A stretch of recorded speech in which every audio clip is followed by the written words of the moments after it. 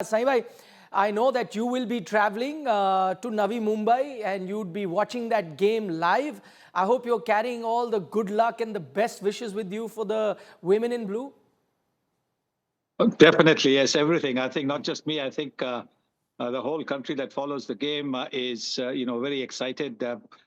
Praying for this win because they played some exceptional cricket. Our girls have played some exceptional cricket, particularly in the semi-final. But again, just before that, against New Zealand as well. New Zealand is a top team, and the way they beat New Zealand and then went on to beat Australia. Gives us all the hope that, today will be the big day for our women. Okay, Saima, the game is not in Mumbai where you reside. It's in Navi Mumbai, a fair distance away. But if you take a look at that particular stadium, the Indian women's team, I think it'll be their fourth game here of the tournament. They've won 3 out of the 4 that they've played here. Whereas for the South African team, it is the first time that they'll be playing in this tournament at Navi Mumbai. How do you think that'll play out when it comes to a big final? Please don't make this as an excuse for anybody. We've seen this earlier on in the Champions Trophy when India played at Dubai. The overseas media was making a big deal about they only played in one place. That's the luck of the draw. That is the luck of the draw. It's as simple as that. And if our girls have played more matches than South Africa, then that again is just the luck of the draw. So. Let's just hope that nobody tries to make that into an issue. Not looking at it as an excuse, Saivai, but the familiarity of the ground, does that make a difference? I know, it is the luck of the draw. Eventually, the game will be played on a pitch that the Indian team has played. Does it make it difficult for the team that's playing for the first time? Or do you think, no, in a big final, all of this doesn't matter? It does. It does make a bit of a difference, definitely, because, there's the confidence factor. As you said, the familiarity factor, where you know exactly what the ground is all about. You know exactly where the breeze will be coming in from, at what time. I just looked out of the window and the rains have stopped. It's been quite raining this side of Mumbai in the morning, but the rains have stopped. The skies have cleared. And when I was asking friends who reside over there, they said it's cloudy in Navi Mumbai, but it hasn't rained. So hopefully the rains will stay away. So, the wind factor, because you're looking to bowl your last 3-4 overs where the wind, where you're maybe slightly less accomplished bowler is, not bowling into the wind, but bowling with the wind, because then it becomes difficult for the batter to hit the sixes, particularly if there's a strong breeze, because the wind will make the ball not really go the distance. So I think those are things that, India will be more familiar with, having played there a few more times. So yes, I think that would be a big advantage. Okay, so that's an advantage for India. Now I'm taking a look at the other side as well. South Africa have had an extra day of rest. They knew well in advance that they'll be playing a final. India, on the other hand, have played a final where many will say a lot had to be given. I'm sure they gave their best. As we saw it panned out versus Australia. After that high of Australia, after giving their best, there is a bit of a fear there. 1 day less of rest, plus the amount of effort that went into winning that very closely fought semi-final. Does that play a role? Because my mind takes me back to that 2017 World Cup, similar scenario. India beat Australia in a stunning semi-final, but had 1 day less when it was compared with the English team in the final. And then on the final day, the Indian team weren't really up to the mark. Do you think that is something that you need to be worried about? And if you are to be worried about it, how do you prepare then with 1 day gap when it comes to this final? Once again, luck of the draw. Luck of the draw, where India had to play the second semis. So that's a luck of the draw as well. But I don't think it will make much of a difference. The final has a different feel to it. You go to the ground knowing that, you are blessed to be and privileged and honored to be representing your country in a final. You want to give your best. Sometimes there will be nerves, and it's good to have nerves. It's good to have butterflies in your stomach. But I don't think they will be thinking in terms of the fact that, we had 1 day less rest and stuff like that. I don't think so at all. I don't think they should be thinking too far ahead. They should be like Harmanpreet, the Indian skipper, just said in the media conference that, stay in the moment, which is very, very important. But I don't think, this 1 day less of rest is going to make much of a difference. Could the toss make a difference? That's going to be my next question. And I'm thinking of asking you about the toss, and then I'm like, the Indian team is not winning tosses when it comes to the men's game as well as the women's game. So I don't know. But in case it happens to be the lucky day for the Indian women's team, they win the toss, what do you do in a final? Now, that's again a very difficult question to answer, because there is a school of thought that says, in a big final, just put the runs on board. There's always pressure while chasing. But then we saw there is a lot of dew as well that you get in Navi Mumbai. Chasing sometimes is advantages, and if it's a rain curtailed game, then while chasing, exactly if the target is being revised, so that really works in your favor. What does the team do in case they win the toss? What would you like the Harmanpreet Kaur to do if they were to win that toss?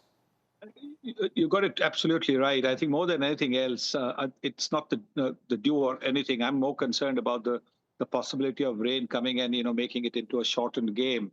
In which case, the team batting second, unless the team batting first has piled up a massive score, the team batting second generally, if they've got wickets in hand, or when they begin their innings, obviously they have 10 wickets in hand. It becomes a little more easy for them, because they know at what rate they need to score. They also know if the overs are reduced, who's going to bowl how many overs from the opposition. So if a better bowler who would normally bowl 10 overs will now be bowling only 7 overs, that makes you feel, right, you have a little more advantage over there. So it's a tricky one. It's a tricky one. But if the weather forecast for the evening is good, I would say go by the old, saying win the toss and bat first, put the runs on the board. Okay. We'll keep a track on the weather as well. In fact, we'll have a representative from the ground joining us live very shortly, and we'll give you the latest update. But Saibhai, going back to that Indian team, one decision is about, of course, the toss. The other will be about the playing 11. They got in Shefali a bit raw because she wasn't part of the tournament before this. We saw her in the game versus Australia, underwhelmed there. What do you do now in the big final? You gamble with a Shefali, or there was a Harleen that you had, maybe bring her in as well. She batted at number 3 throughout the tournament, maybe push her to open. And she had a mixed bag of a tournament so far, but at least someone who's played the tournament. What do you do? Go with Shefali, the big gamble, or bring in Harleen for this game? Shefali's got the big shots. So in a game like this, I would like to go with Shefali, because Shefali can change the game around in the first 45 minutes itself. If she can, curb her over enthusiasm, she's got all the shots in the book.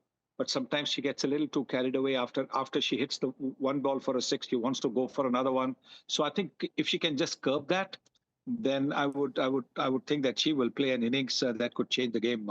So I would like to think that go with somebody like Shefali, because you've got the classy, informed Smriti Mandhana at the other end, and Jemima having got that brilliant 100, sticks at number 3. So if you're going to have Harleen there, at the top of the order, which is probably not her usual position, while Shefali has been an opening bat. So I'd like to go with a regular opening bat. Okay, regular opener is what Mr. Gavaskar would want in this particular final. The only other area that probably the Indian team would be thinking about would be, last time they went in that semi-final with a batter less. They got Radha Yadav, but that gave them an additional spinning option. They've also got Sneh Rana, who's a spinner, who's played this entire tournament, but gives you a bit of batting at number 8. What would you be more comfortable with? Something that they did in the semi-final, batting ends at 7, but 6 bowling options, or go with a Sneh Rana, who gives you bowling and 6 bowling options, but batting at number 8 as well? Yeah, good question. I think in a game like this, because what we saw from Radha was that she conceded a couple of 6s in the final over, so that became a bit when you concede 13, 15 runs in the last couple of overs, that suddenly from defending something from chasing something like 300, 310, you're suddenly chasing 335. So I think that is something that they'll have to look at. But mind you, Sneh Rana also is pretty similar kind of bowler. She likes to toss the ball up. Our spinners generally, tend to bowl, give the ball a lot of air. And against, batters who can be powerful hitters like the South Africans, Australians, they can be taken for 6s. So that is an area that they really need to get their length right. Even if they continue to toss the ball up, they need to get their length right. So, but it's a tough call. I wouldn't know what to do, honestly, between the two. But you generally don't want to change, winning combinations. Okay, final question, Saima, before we let you go. What is your mind and your heart telling? I mean, kudos to South Africa as well. They made it to the final. One thing is for sure, you're going to have a first-time champion, first ever final, which does not feature either Australia or England. You're going to have a first-time winner in this particular World Cup. What is it that you're gauging right now, looking at India's performance, looking at South Africa's performance? One thing that we did see with South Africa, they beat India in the league stage, but they've had two horrendous games. 197 all out versus Australia, 169 all out versus England. So they can have outstanding days, but they can have bad days as well. How do you see this encounter? Well, I mean, my heart, as you asked me, my heart says India. But my mind says to me, that don't forget that the South African men's team won the World Test Championship, the first ever world title that they won. So 2025 is a year which has been good for South Africa in cricket. So my mind says just be a little, careful of that. Heart says, of course, that India should be winning. So let's see whether it's the heart or the mind that is going to be right.